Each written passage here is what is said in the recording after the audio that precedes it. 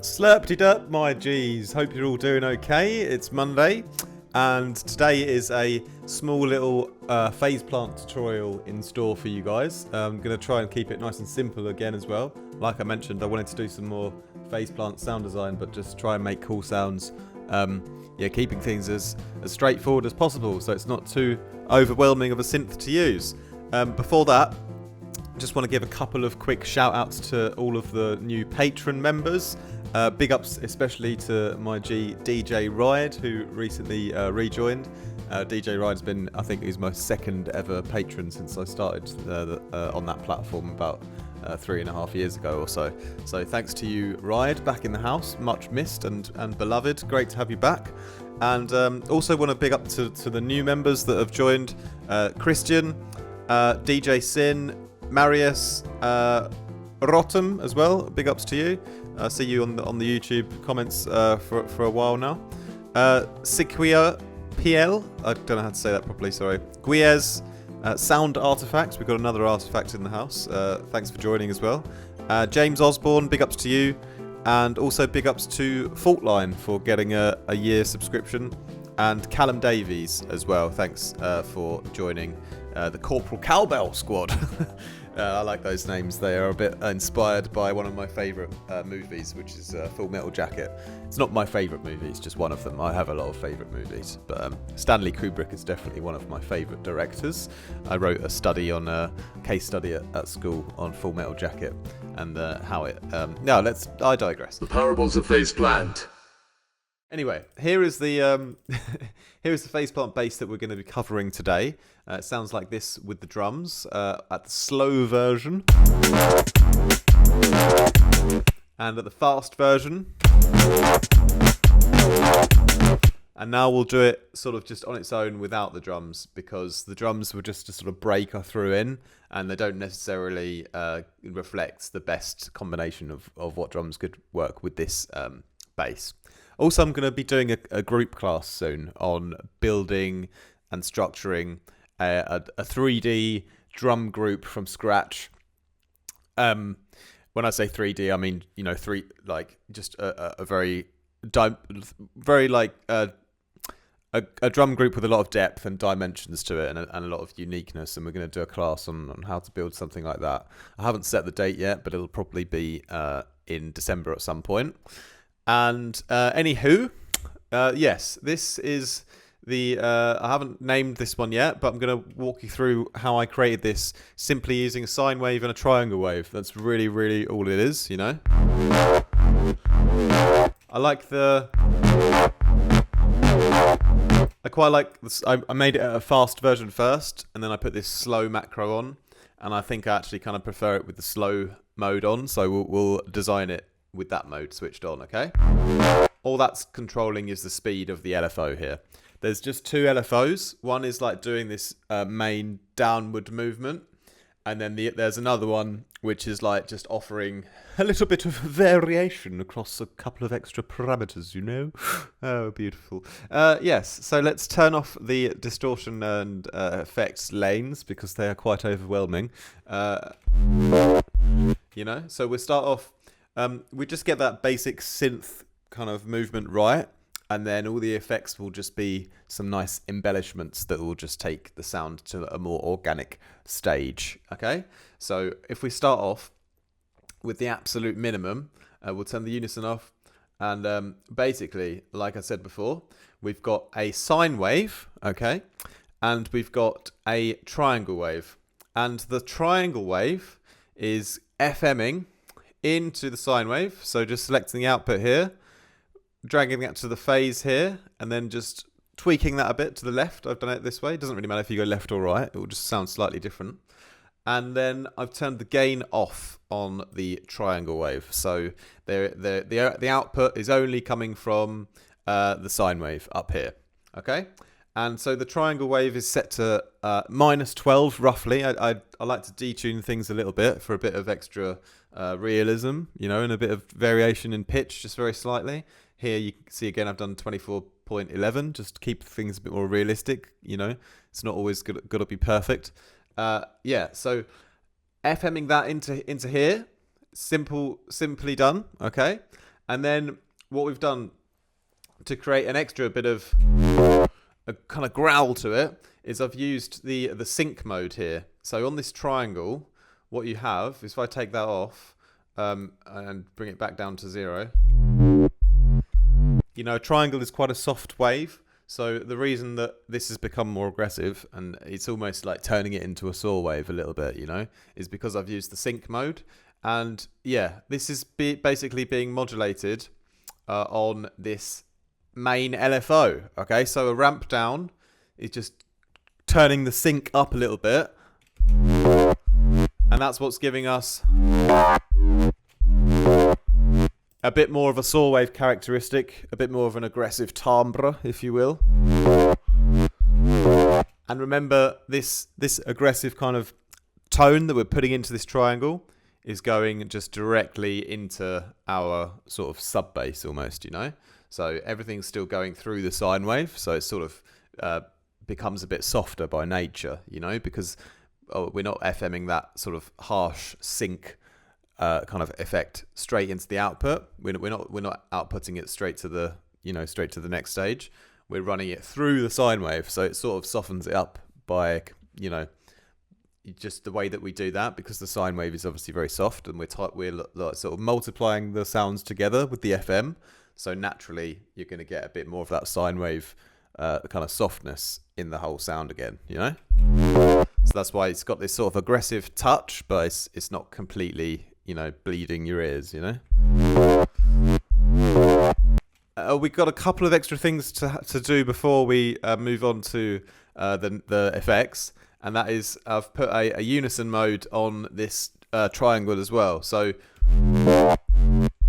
it does sound cool without it, and you don't have to do that. But I quite like I love the fact that you can unison like the individual sound generators, oscillators, and then also do a global unison. So, you know, I try to do things in stages and just not overdo it. So I'll put on the smooth mode and I'll detune it and spread it a little bit, and I'll just blend the effect in just like 20% or so. Here's 17%, because yeah, you quickly go overboard with it. And in the phase plant, I always like to add in a bit of unison, a bit of chorus, or a bit of stereo character, like one stage at a time. Like as if I was like EQing a sound, I would do it like really smoothly, one stroke at a time. Yeah, so it's the same way that I would apply like these kind of stereo effects in phase plant as well, just like one bit at a time. Because as we go on later to the distortion and things, you know you have the spread mode, which is really, really cool. And again, that's the kind of thing that I like add in, like just salt and pepper it a little bit as you go along, you know. So yeah, it's like cooking, really. Just you know, a bit more salt here and there when you need it. And so the global unison mode, that's really gonna tie everything together a bit more. And again, just gone for the smooth setting. A little bit of detuning, a bit of spread, and just blending it in, you know, to 20 or 30%. I always like sort of stick around that range usually, you know, just kind of depends, to tweak it around a bit. So that's basically what we got though. Just, you know, really, I have talked for quite a while already, I realise that, but essentially I just have a triangle wave with a bit of sync modulation to give it some aggression, directly FMing into a sine wave, which is an octave lower. And already that has given us, you know, a very like NEUROFUNK or aggressive kind of drum and bass synth, you know, which is as it stands on its own, you know, could absolutely be perfect to bounce out and use in a project. Maybe do a bit of post processing if you want, but already that's, you know, like quite a nice sound for me, you know. But obviously the beauty of phase plant is we have all of these options for the effects, so we can move on to do that next, and yeah, use this kind of basis of what we've created to go into essentially something a bit more organic and unique. So let's do that. Slurpty derp, my G's. That's a catchphrase, isn't it now? So, you know, print the t-shirt. There's the other camera that you're watching the YouTube video on. Just wanted to have a little pause to say, would you like a production lesson? You can book one in up above, or would you like 4 or 8? or 90 or something. You can get package discounts on the more lessons that you book, and make sure you schedule them in advance on the website so you can get a desired slot. And I think it's just the best way to really level up your production, like just at a higher speed. I think today's industry is super competitive, so that's why I really always push for the one-on-one lessons. Not only does it help me to pay my living costs, but also I think it's just the best way to level up my students at the highest speed. You know, YouTube tutorials can only get you so far. So if you want a lesson, click the link above. And thanks, let's get back to the video. So jumping back in to the distortion lanes, and well, I say distortion lanes, it's effects lanes, but you know, typically I'm just using distortion most of the time. So firstly, the overdrive is like my favorite for just like clean volume boost, you know. I sometimes just turn it straight on, leave the drive on at +5 or +6, wherever it is, leave the mix up, and just add a bit of spread here. So just give a bit of a nice stereo image to the sound, because just the way the algorithm works with the spread mode is just quite high quality, you know, because Kilohertz plugins, although the interface is, you know, very minimal and looking simple, what I talked about in a lesson recently with someone is just for me, it's all about the quality of the plugin, you know, the back end behind it and how it changes the sound. And you'll find that with Kilohertz ones, they don't degrade the sound quality like a lot of plugins do, even fancy ones with cool like looking displays. You know, how are they actually affecting the sound quality? And some of them, a lot of plugins, well, 90% of plugins out there, you know, will actually destroy the sound quality to some degree. So I like these ones because I can just hear the sound quality on most of the effects that they do it right, you know. I don't work for Kilohertz. It's just I'm just helping you guys to make sure that you pay attention to the sound quality when you choose a plugin, you know. Non-linear filter. It's where things get more interesting and yeah, just really sick at this point. So I talked about this before, but basically, you know, if you drive it up, you'll hear the color of that particular mode, and then you can actually just like play your track and hover over the different modes with your mouse, and it will like give you a preview of each one. Here I've just chosen the digital one because the modes will always work differently with whatever you're running into it, you know. So just happened to sound the coolest for this bass. And now yeah, I should mention, you know, we've got a bit of movement as well happening, as you can see on the notch filter here. That's on, you know, the main cutoff. You know, the cutoff on that is on the main LFO. And not only that, I did actually put a little bit of variation into this oscillator here with this this slow up and down LFO. I briefly forgot to mention that in the first sort of part of the tutorial. There's just a bit of, it's almost a bit of random movement on the phase position, on the pitch just a tiny bit, and also on the volume just a tiny bit. So just a little bit of like randomization into our like triangle wave that I've done before the effects as well. There's another really important point to mention here on this LFO. If you see this little yellow nugget down here, basically this is actually also automating the amount of FM movement. So where the FM from the triangle wave is going into the sine wave, I've then tracked this one to that amount here on this yellow star, as you see. And then if you just right click it, you can see the amount that I've tracked it by. And if that were off, it would just be modulating, you know, via this kind of sync mode, and it would be a little bit aggressive. But having this on, it gives it this sort of up and down kind of feeling, because the LFO, you know, it's a slower up and down, so the sort of the amount of FM kind of increases in intensity and then comes back down again. Yeah, I forgot to mention this point when I first recorded the video, so I've just had to edit this part back in, but back to you in the studio. Carrying back on with the effects, then we've got the convolver, which I just love. It's one of my favorites, you know. And if we turn it up,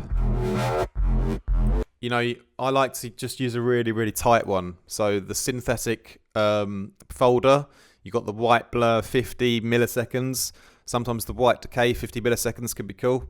Sometimes going up to 200 milliseconds is also fairly tight, but with a bit more of a tail. But 50 milliseconds, you've really got a tight convolution reverb, and I love that. Because if I blend that in just 20% or so, it's just another way to give a really nice stereo spread, but using new harmonics, not just spreading things, you know, with a stereo spreader, you know, adding in new harmonics, you know. But yeah, making sure I don't go up too high on the mix and lose the whole kind of mono signal of the sound either, you know.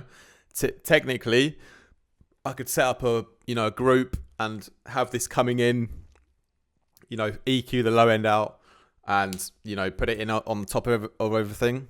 It would probably be a bit more effective. But if I just use it about 20%, it's quite a good balance.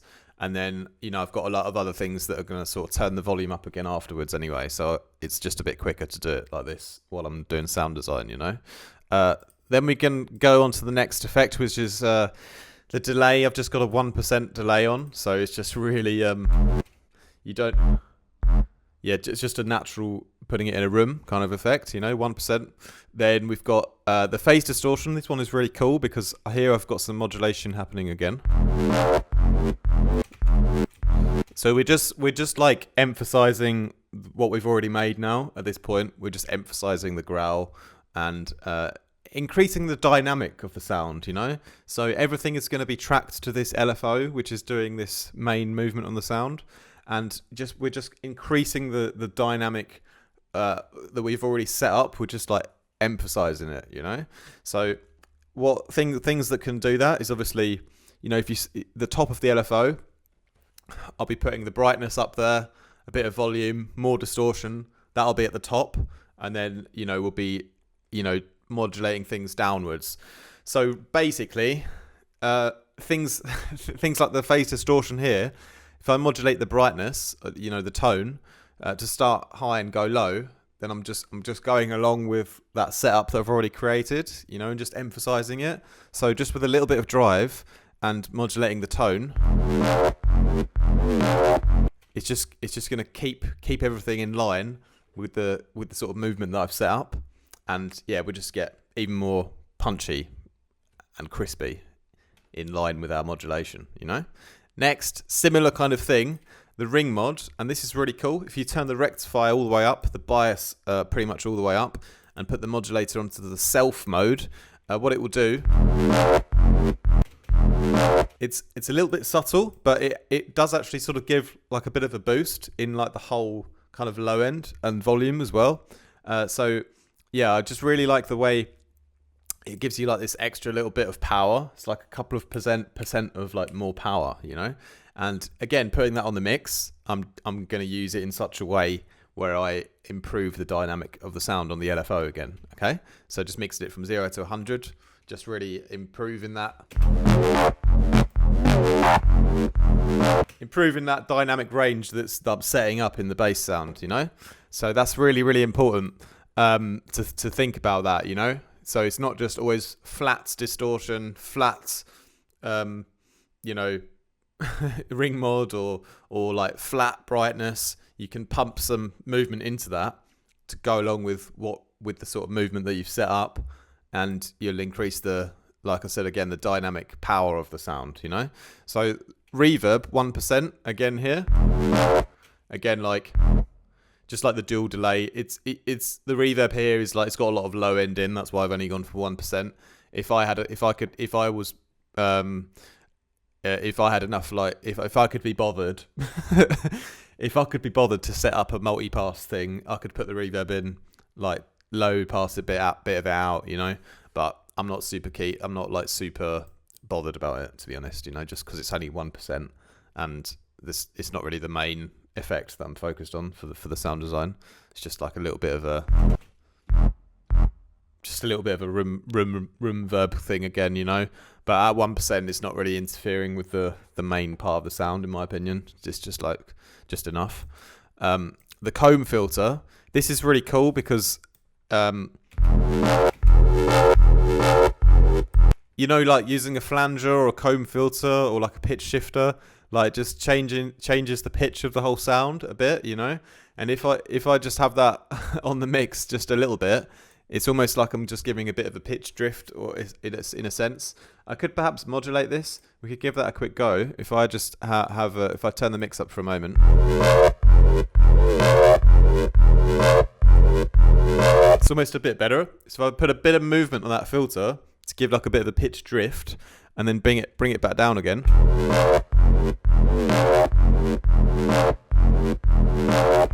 Basically, we're making the sound more natural.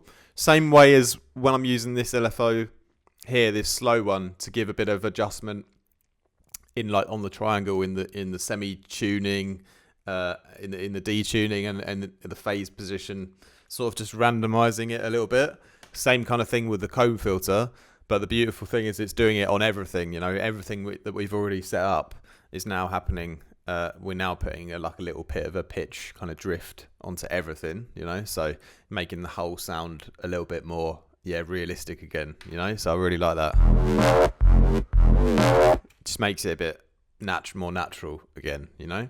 So, you know, started off without the effects, quite sort of sharp, you know, very like synthy. It's a synthetic kind of sound, and all of these things that we're adding in sort of convoluting it and refining it, and the idea is to give it a natural edge almost, you know, take it out from that synthetic starting point, the additive synthesis starting point, and try to finish it in the sound design patch as feeling like it's more of an organic sound, you know, but still retaining a lot of that synthetic power that we started with.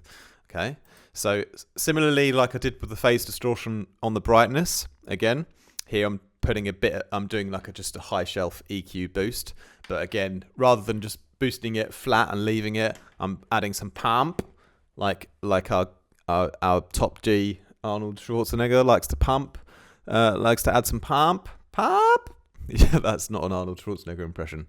He'd like to add some pump into the bass. Okay, that was even worse. I'm so sorry. I should be ashamed of myself because I'm half German. Anyway, yeah. Pumping that up a bit on the LFO makes it more interesting and dynamic again, you know, rather than just boosting it up and without any movement. Okay. And same thing to finish it off with a distortion sine wave here. Yeah. So just again, I say it's the sine mode. Yeah, you know, and this one's quite aggressive. So I've just done a little bit on the drive, and I've turned the mix all the way off, and I've just pumped it again, pumped the mix up and down a bit on the LFO. So it's just the distortion is great, not only to overly, you know, rag things up, but also it's a great way to I want to say compress, but that's kind of the idea is to glue things together. So rather than compressing things together to glue them, distort them, and you'll increase the volume a bit and glue it together at the same time, but you won't change the dynamics so much like you do when you compress stuff, you know. So it's a better way to glue things together, in my opinion, always distorting stuff together rather than compressing it together. If you just want to like quickly glue it a bit, but don't lose the volume or dynamics, you know. So that's a really important thing about distortion, and why I use it quite a lot. Just the way that it glues everything together that you've done. So feel free to use many distortions in little amounts, like you do with an EQ, you know, just to keep gluing it together. That's how I'd play it. So anyway, that's what should we name it? I don't know. We'll think of a name at some point, but yeah, leave a comment down below. What's the good name for this bass?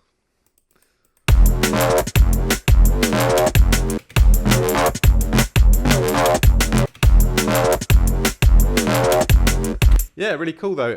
I was a little bit long-winded in explaining myself today, but really it is quite a simple patch if you like ignore the like tiny little things that I kept adding with the FX, you know. Just the beginning part is the most important part, you know, just that triangle going into the sine wave with a bit of that sync mode for a bit of extra grit, FMing it in here, and yeah, just, you know, just having a great time, just having a real bash, real birthday bash, you know, with yourself. Yeah, that was it really for today. Hope you guys enjoyed that, and yeah, what more can I say really? If you guys like phase plant stuff, then I'll continue to do that. If you've got any other requests for tutorials or videos, leave them down below. And yeah, thanks a lot for watching, my G's. So massive thanks for watching again, everyone, and especially big love and shout out to all the new subscribers on Patreon. Those of you who still are thinking about joining for our remix competition, we still got a lot of time for that. It's the Zugsfang remix. The stems are up on Patreon on the lowest tier. You can get them already, and you can enter the competition now. And we're going to have our big live stream to announce the results on the 15th of December. So you've got a little while still to finish your track and submit it, but it's going to be an epic live stream on that day. So can't wait for that. And thanks a lot for watching the video today. I'm going to the Netherlands on Friday for a event which is on Saturday, but I'll probably try to do another video or two before I leave this week. All right, my G's, take care. See you soon.